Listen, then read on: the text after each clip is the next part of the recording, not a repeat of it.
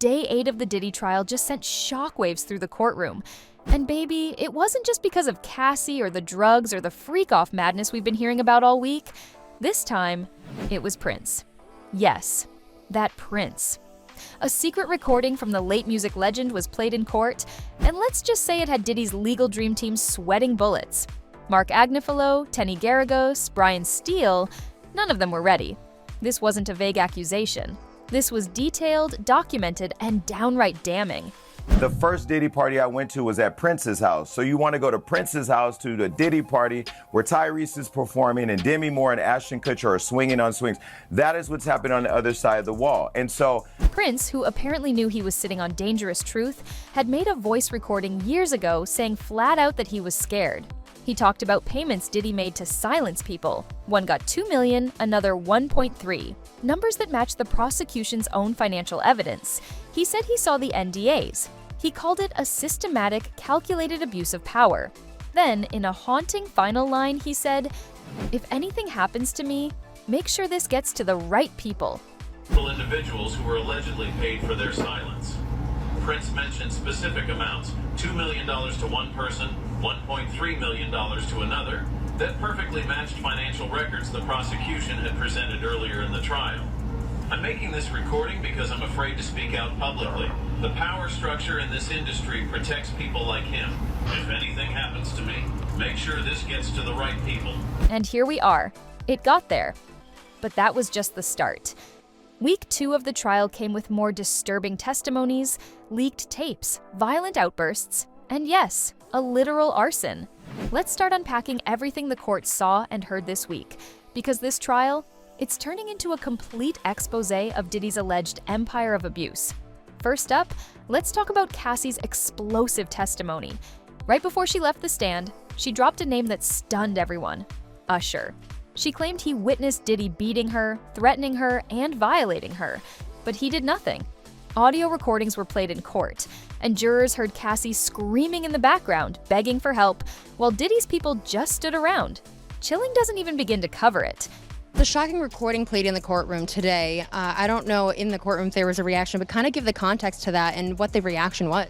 One of the things that the government keeps bringing up is that Cassie felt like she was being blackmailed by Combs, that he had videos of these drug-fueled sex parties known as freakoffs, and that he threatened to release those videos publicly, and that at one point he even showed them to people, and that this was to embarrass her, to silence her. Then came the freak-off tapes. Prosecutors said Diddy blackmailed Cassie by threatening to leak videos of their drug-fueled freak parties. At one point, he even showed those tapes to others just to humiliate her.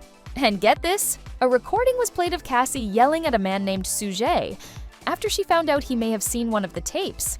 You could hear the fear, the rage, the pain. She said she would kill him if he let those tapes out.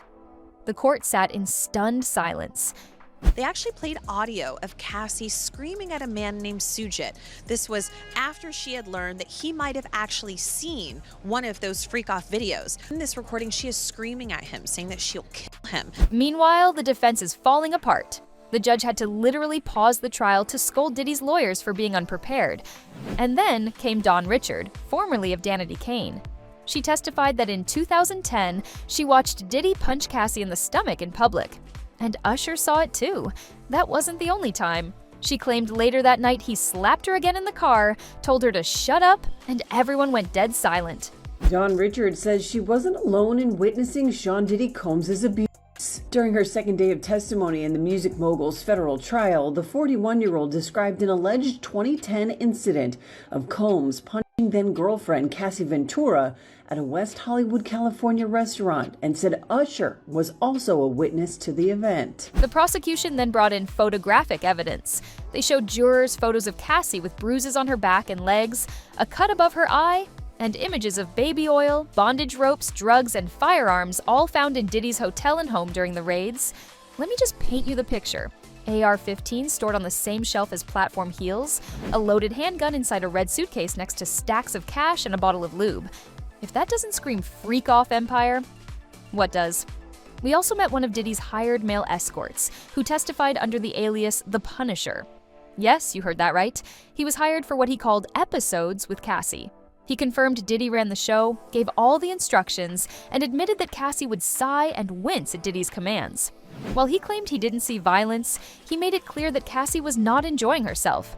He didn't call them freak-offs, but we all know what it was. Mr. Punisher testified that he was hired by Diddy and Cassie for 8 to 12 different times, things like episodes. He said that Diddy called all the shots in these episodes. He didn't call them freak-offs, but he described what we've heard as freak-offs.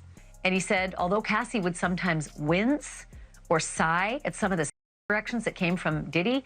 Cassie's mother also took the stand, and her testimony, devastating. She said Diddy once demanded $20,000 from her to prevent a sex tape involving Cassie from being released. She had to take out a loan just to protect her daughter. This wasn't about money, it was psychological warfare.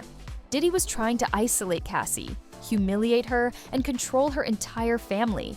Her mom said she knew Cassie was in danger. She feared for her life. Then came George Kaplan, Diddy's former assistant. He described a private jet incident where Diddy allegedly hit Cassie with a glass and stood over her while she begged someone, anyone, to help her. Nobody moved, not one person stepped in. Kaplan also testified that Diddy once threw apples at another woman named Gina, hitting her so hard she had to cover her face. The courtroom heard about years of this pattern: emotional abuse, physical abuse, public humiliation. To back all this up, the prosecution brought in forensic psychologist Dr. Dawn Hughes. She explained how victims like Cassie become trapped in these kinds of relationships, especially when there's power, money, and trauma involved. Diddy's team tried to discredit her by saying she makes too much money as an expert witness, but she held firm. She also confirmed Diddy has reportedly been diagnosed with bipolar disorder, though that doesn't excuse anything. The prosecution's argument is that Diddy didn't just have issues, he used those issues to build an empire of control. One where baby oil and guns lived side by side, where women were threatened, filmed, and trafficked, and where silence was enforced with violence.